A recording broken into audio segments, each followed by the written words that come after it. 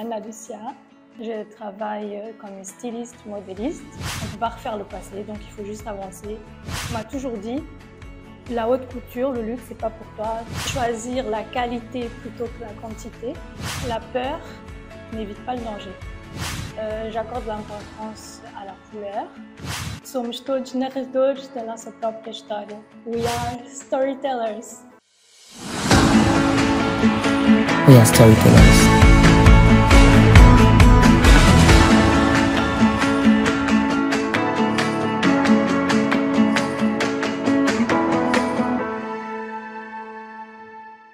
Je suis Anna Lucia, j'ai 36 ans. Je travaille comme styliste, modéliste. Ça, c'est ma formation première. Je travaille aussi comme consultante mode. Donc, j'accompagne les entreprises à se structurer dans leur développement technique. Je fais aussi de l'art textile. Donc, j'ai travaillé et je suis spécialisée dans la broderie d'art. Et donc, j'ai eu accès à la haute couture et de grandes maisons par ce biais-là, la broderie. Et je suis aussi une femme engagée qui travaille sur l'upcycling et comment améliorer tout ce qui est logistique et gestion des déchets et comment les embellir pour qu'ils soient toujours beaux et que ça devienne une matière sublimatrice. J'ai un style vestimentaire qui est plutôt casual, intemporel. J'aime dans la mode les pièces qui sont là tout le temps, qui peuvent se matcher entre elles très facilement. J'accorde l'importance à la couleur. J'aime travailler sur des gammes de couleurs bien précises, que ce soit dans mon style vestimentaire ou dans mon travail. Et je trouve important que le vêtement renvoie plutôt comme une armure, quelque chose qui nous... Pour le quotidien, on est prêt à affronter notre journée parce qu'on se sent bien, on se sent confort dans son vêtement. Et c'est plus comme ça que je vois mon style et la mode. La mode, je la vois aussi comme la transmission. Parce que quand je regarde ma garde-robe en général, 60% de ma garde-robe, ça vient du placard de ma grand-mère. C'est littéralement ça.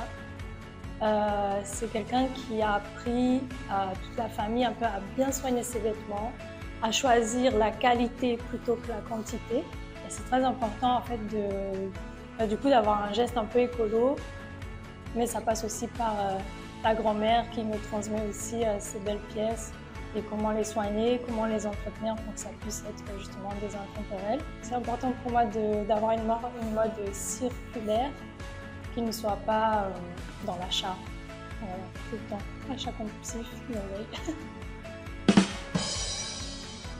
Mon astuce beauté, c'est s'enfermer un peu, faire une introspection soi-même, j'aime bien par exemple prendre une matinée, une fois par semaine, où je m'isole complètement, personne ne vient me parler et je suis dans ma salle de bain, je me tartine de crème, je fais tous mes soins, la manicure, la pédicure, je me masse et je trouve que c'est important de se connecter comme ça au corps. Voilà, déjà on vérifie si tout va bien, on se fait du bien, on se bichonne soi-même. Et je dirais que c'est ça, c'est des moments pour soi et d'introspection avec soi-même, d'écouter son corps et de son besoin. Il y a eu des situations dans mon parcours professionnel qui m'ont toujours, des gens qui m'ont dit non, ça tu ne peux pas faire, ça tu n'y arriveras pas. Et en fait, je n'ai pas voulu écouter ces personnes et j'ai essayé. Par exemple, pour donner un exemple, comme j'ai commencé ma formation de mode par le prêt-à-porter, on m'a toujours dit la haute couture, le luxe, c'est pas pour toi, tu n'y arriveras pas, ton CV ne fit pas dans la box là où on m'a mis. Et en fait, c'est faux parce qu'aujourd'hui, je suis une experte en broderie d'art et c'est parce que c'est ma force de volonté qui a fait que je suis arrivée là et j'ai essayé de sortir de cette zone et de ce non, tu peux pas. Particulièrement, c'est Chanel via un studio de création. où je suis restée finalement 4 ans. Et j'ai travaillé pour Dior, d'autres marques aussi. Et c'est vraiment ce projet-là, pour Chanel, donc, qui m'a fait basculer du coup vraiment dans le luxe et dans la haute couture et dans tout ce qui est sauvegarde du patrimoine, transmission des savoirs et devenir experte en broderie d'art. Je me dis souvent, la peur n'évite pas le danger. Parce que souvent, la peur peut nous tétaniser et ne pas, nous bloque dans une certaine zone et on n'ose pas faire les choses. Alors que, quoi qu'il arrive, s'il y a des dangers ou des obstacles ou des personnes qui vont nous dire non, ça va arriver, ça ne va pas les éviter. Mais du coup, il faut se challenger et il faut avancer. On ne peut pas refaire le passé, donc il faut juste avancer et essayer de sortir tout le temps de sa zone de confort.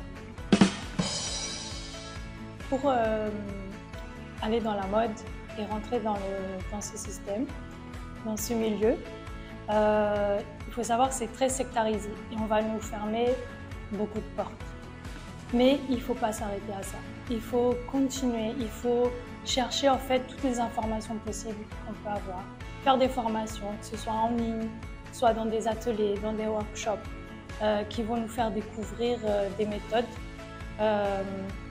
des choses peut-être auxquelles on ne pense pas et qui font partie de la mode. Et se renseigner, aller dans les salons, se renseigner pour les écoles de mode. Même si elles sont payantes, il y a toujours moyen de trouver des aides. Personnellement, moi j'en ai bénéficié pratiquement dans toute ma scolarité.